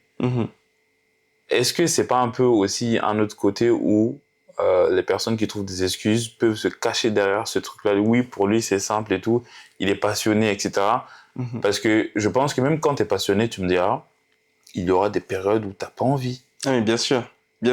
Donc, est-ce que tu as des anecdotes à nous parler de ça? Parce que je pense que justement, c'est important que les gens entendent ça. C'est pas parce que juste t'es passionné que tout le temps tu auras envie et tout ça. Il faut quand même de la discipline, du rigueur, je pense. Oui.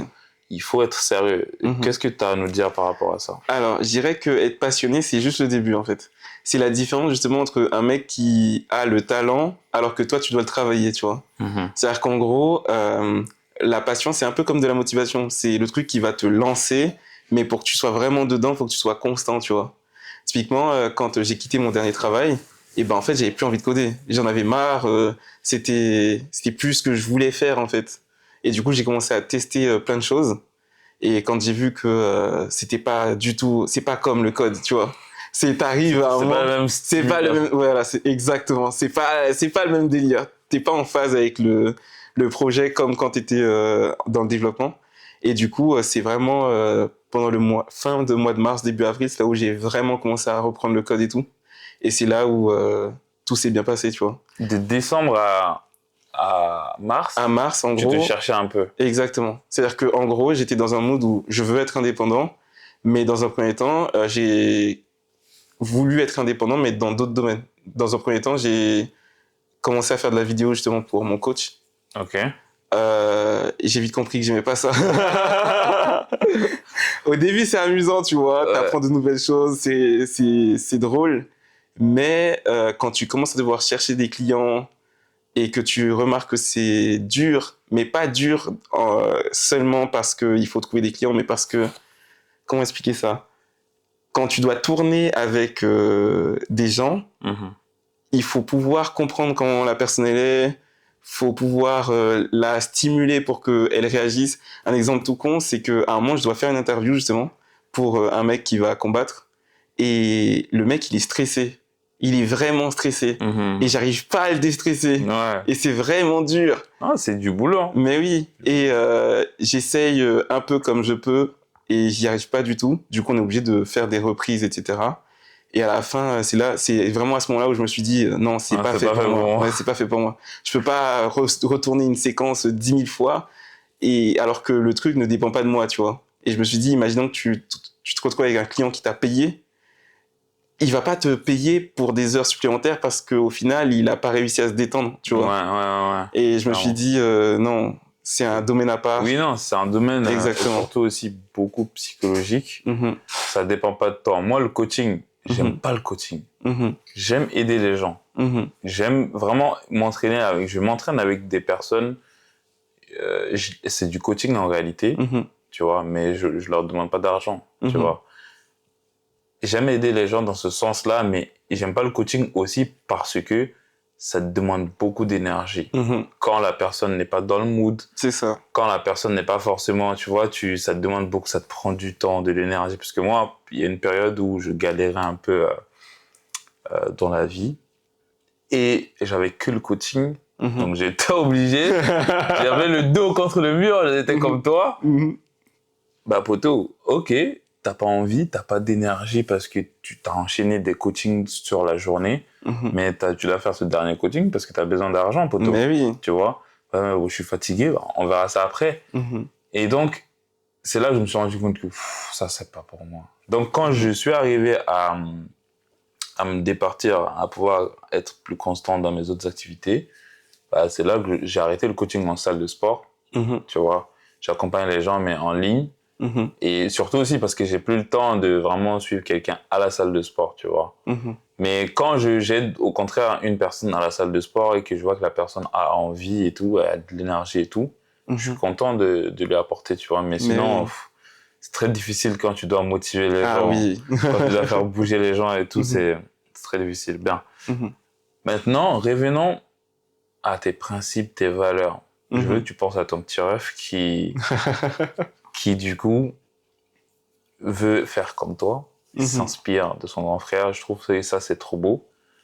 Si je te demande de lui donner 3 valeurs que tu lui transmettrais, maintenant que t'es un peu grand, t'as un peu d'expérience, dans la vie en général, tu vois, pas forcément que sur le développement, mais dans la vie en général, qu'est-ce que tu lui donnerais comme valeur? Qu'est-ce que tu aimerais lui transmettre?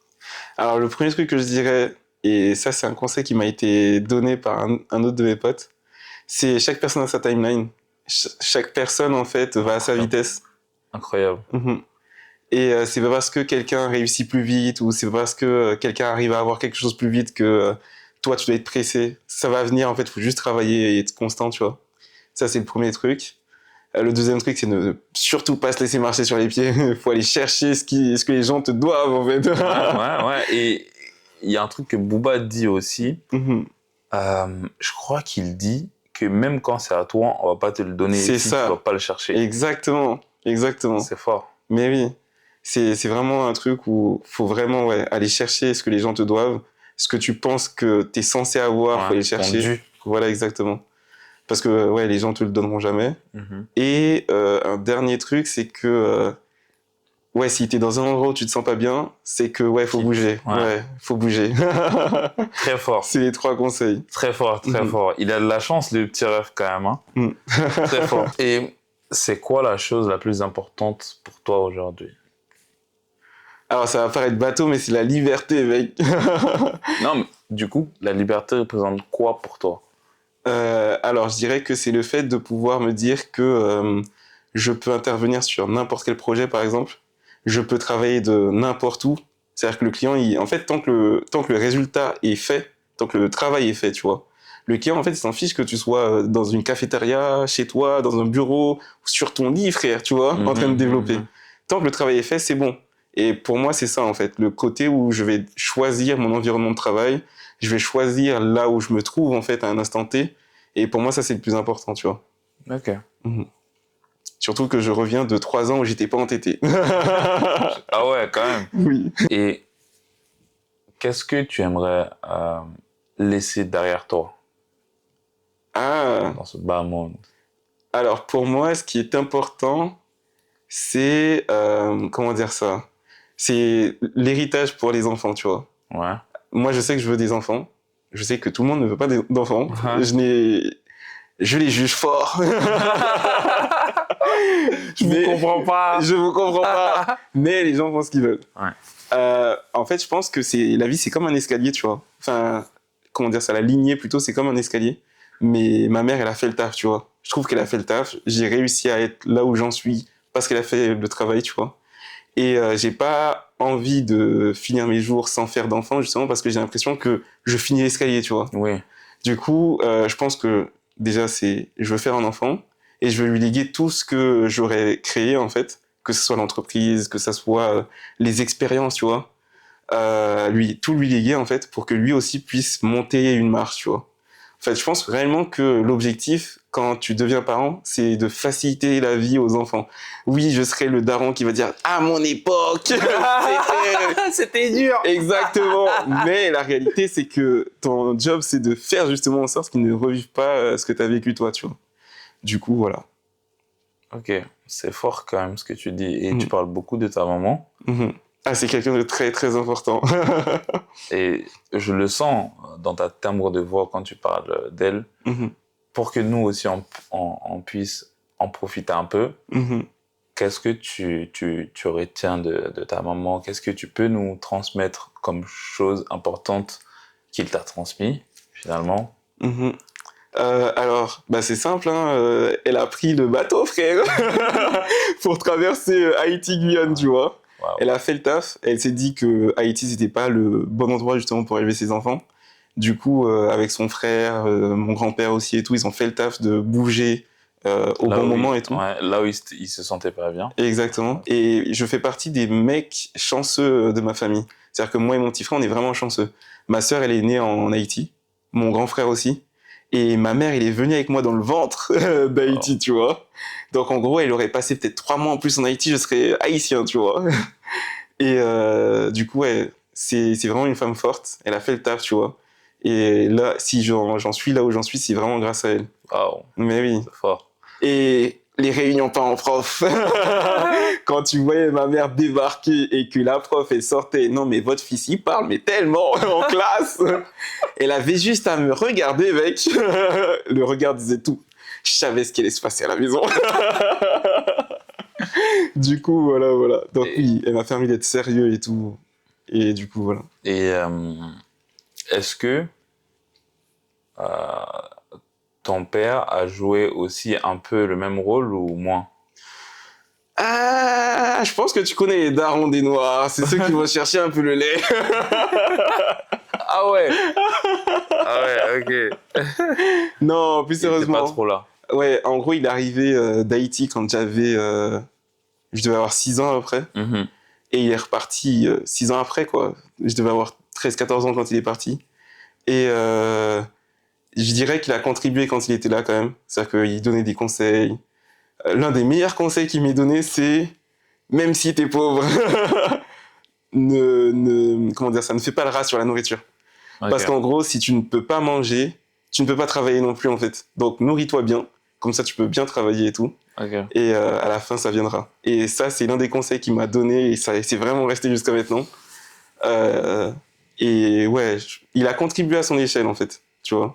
Du coup, voilà. Tu lui en veux pas Non, pas du tout. Pas du tout.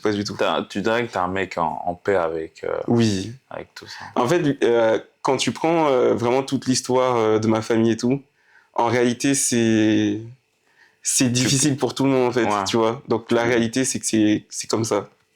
Et tu l'acceptes comme ça. Voilà, c'est ça. C'est important, ça. Mais oui. il faut accepter son histoire. Parce que c'est de l'histoire. Ça ne changera pas.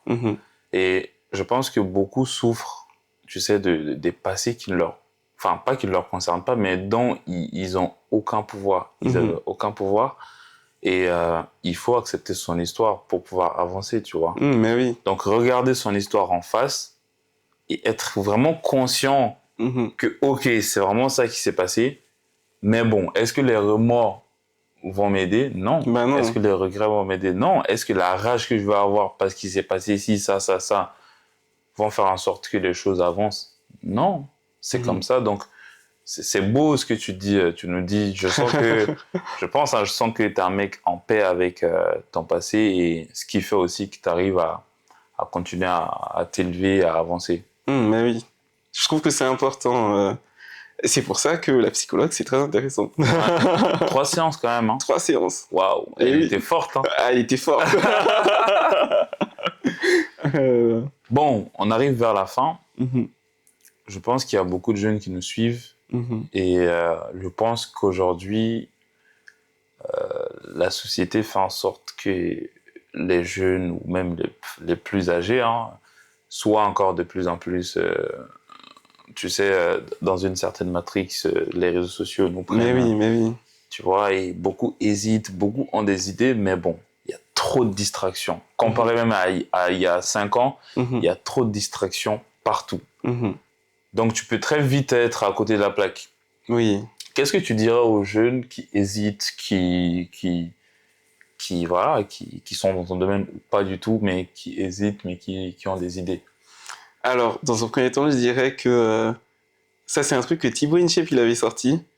Si vous pensez que les réseaux, c'est la réalité, sortez dehors, allez sur la plage.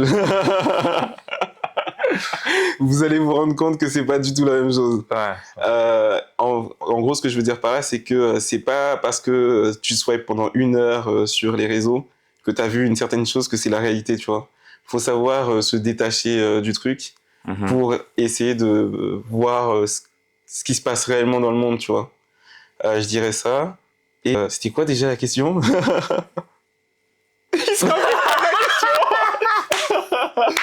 Qu'est-ce que tu as à dire pour les jeunes qui hésitent? Ah, ok. Voilà. Du coup, voilà. Et qui ont des idées et tout, mais qui hésitent ou qui s'en rendent pas forcément compte, mais qui passent des heures sur les réseaux, quoi. Ok. Du coup, oui, je dirais ça. Il faut déjà se rendre compte de c'est quoi la réalité. Pour 2 raisons. Parce que dans mon domaine, il y a un truc qui se passe, c'est que tu as des influenceurs qui arrivent et qui te disent par mois, je suis capable de te faire générer une certaine somme à 4 chiffres. La réalité, c'est que eux, ils te vendent des formations en fait pour faire ces chiffres, tu vois. Ils font pas réellement l'action. Alors que toi, quand tu vas faire l'action, tu vas vite te rendre compte que ben non, c'est plus dur que ce que tu croyais, tu vois. Mais c'est pas pour autant qu'il faut se freiner. C'est-à-dire qu'en gros, faut prendre conscience que c'est dur, accepter que c'est dur en fait, et mettre en place un plan pour y arriver, tu vois. C'est typiquement WebX Machina, je pense pas que je me serais lancé si j'avais pas déjà fait 1 an à vide, enfin non, même 2 ans à vide, où on mangeait notre pain noir, tu vois. On allait voir les gens, ils étaient en mode non, ou quand tu leur disais combien ça coûtait, ils étaient en mode non, en fait, on va pas payer ça, tu vois. Et du coup, voilà. Donc, faut être conscient de la réalité avant de se lancer quand même, parce qu'il faut pas se jeter dans le vide. Et une fois que tu as pris conscience de la réalité et que tu sais où tu veux aller vraiment, là, oui, tu peux te lancer et faire ce que tu veux, tu vois. Du coup, voilà. Et il faut partir préparé. Faut vraiment partir préparé. Du coup, voilà. Ok, intéressant. Merci à toi. Et j'aimerais juste revenir sur un truc qu'on n'a pas parlé. Parce que tu vois, les IA, ChatGPT, aujourd'hui, moi, je l'utilise beaucoup dans mon quotidien. Parce que je fais différentes choses, tu vois. Je l'utilise tout le temps. Toi, en tant que développeur, à l'ancienne en plus, est-ce que t'as eu peur de ça à un moment? Parce qu'on dit beaucoup, ouais, le ChatGPT, les IA les intelligences artificielles vont remplacer les développeurs, etc. Qu'est-ce que toi t'en dis? Alors, il y a eu 2 phases. Déjà, avant même qu'on arrive à ce point-là avec l'IA hyper développée, j'étais déjà dans un mode où certains métiers vont disparaître, c'est sûr. Alors, à un moment, j'étais sur les côtes des développeurs web front-end. J'étais dans un mood où, non, mais les gars, bientôt, on va pouvoir dessiner sur un tableau et il y a un truc qui va te faire le site, tu vois. Et on y est, on y est littéralement. Aujourd'hui, on peut dessiner sur un tableau et l'IA te fait le site. C'est pas encore carré, mais je pense que tu lui donnes encore 6 mois, 1 an et t'y es, tu vois. Et il y a eu cette phase-là où j'étais vraiment en mode certains métiers vont disparaître, c'est sûr, mais j'étais à des années-lumière de penser que mon métier, genre en tant que développeur back-end à cette époque-là, il serait impacté, tu vois. Et du coup, il y a eu cette phase-là. Il y a eu la phase où l'IA a vraiment commencé à accélérer son développement. C'était il y a 2 ans, je dirais. 1 an, 2 ans. Ouais. Là, j'étais en mode réfractaire. Je voulais pas entendre parler d'IA. J'étais en mode, non, mais regarde, tu lui donnes ça à ChatGPT, regarde qu'est-ce qui te sort. Tu vois. Le vieux relou qui veut pas accepter la réalité. Exactement. Et je cassais vraiment les couilles à tout le monde. À chaque fois que je voyais la personne dégainer de ChatGPT, j'étais en mode, non, mais t'es sérieux, là? Tu veux pas le développer toi-même? Non, j'étais vraiment à ce niveau-là de non, on n'utilise pas d'IA, tu vois. Ouais. Et le truc, c'est que j'ai commencé à voir réellement l'avancée de cette techno. Et j'ai commencé à me dire que, ah oui, il y a un vrai game, tu vois. Il y a un vrai game.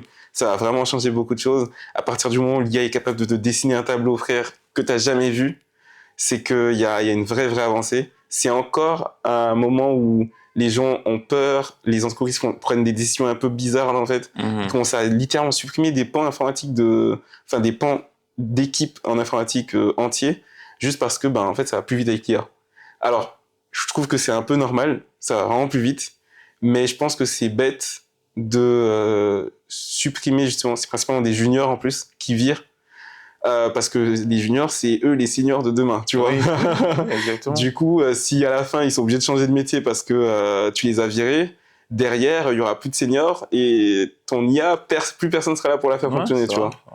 Du coup, je trouve qu'ils prennent encore des décisions un peu bizarres, mais je pense que dans le futur, l'IA sera complètement intégrée justement dans notre écosystème et ça fera littéralement partie du job, tu vois. Faudra savoir utiliser le truc. Moi, je dis que la nouvelle compétence, c'est de pouvoir s'en servir, tu vois, de pouvoir être très très chaud à l'utilisation de l'IA pour que tu ailles beaucoup plus vite, tu vois. C'est ça.